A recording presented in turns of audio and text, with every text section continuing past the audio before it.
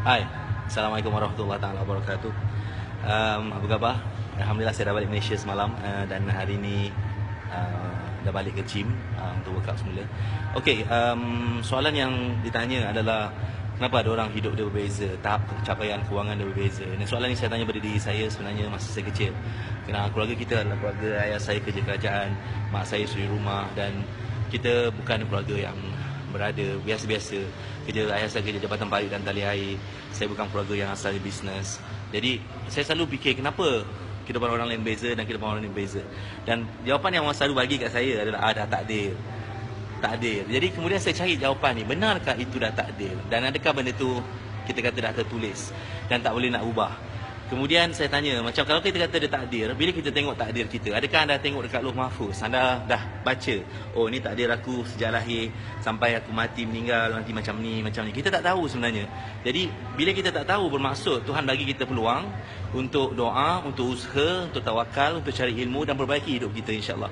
Jadi so apa yang saya belajar kemudian adalah untuk kita nak perbaiki tahap kewangan kita. Ni kepada yang nak perbaiki tahap kewangan dia. Okey, yang tak nak tak ada masalah. Ni bagi yang nak. Okey. Antara benda yang saya belajar adalah macam dalam kelas dulu bila saya belajar, kalau saya nak jadi bagus dalam matematik, saya kena cari orang yang paling pandai dalam kelas. Kemudian saya kena spend masa dengan dia ataupun cari peluang untuk berkawan dengan dia, dan eventually setiap hari dia buat kerja kat sekolah ke apa ke, kita duduk dengan dia, dan eventually over the time saya akan bagus dalam matematik juga macam dia atau mungkin lebih baik lagi. Of course saya kena buat hard work, usaha, committed. Tapi maksudnya adalah bila kita start berkawan dengan orang yang lebih bagus, lebih baik daripada kita in terms of apa saja pencapaian yang kita nak, kita akan insya-Allah dapat result yang sama atau hampir sama. Tapi kalau kita berada dengan keliling orang yang sama macam kita, ataupun mungkin katalah saya pendapatan saya gaji saya 2,000, orang keliling saya biasanya saya lebih selesa berkawan dalam keadaan biasa orang yang mungkin pendapatan dia 1,500, sebab saya akan rasa saya bagus sebab saya gaji 2,000. Tapi bila saya paksa diri saya satu masa dulu, untuk masa saya 1,500 gaji saya dulu pada tahun 1997, 98, 96. So betul gaji saya 1,500. Jadi saya diajar kalau kita nak ubah hidup kita, kita kena cari orang yang pendapatan dia lebih tinggi daripada kita dan berkawan dengan dia.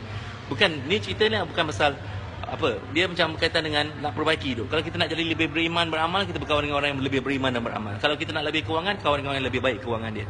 Jadi kehidupan kita akan mula berubah bila kita ubah keliling kita. Kita ubah siapa yang kita nak kawan. Of course dia balik kepada kita nak atau tak nak. Kalau kita nak, kita akan ubah. Kalau kita tak nak, tak ada siapa boleh ubah.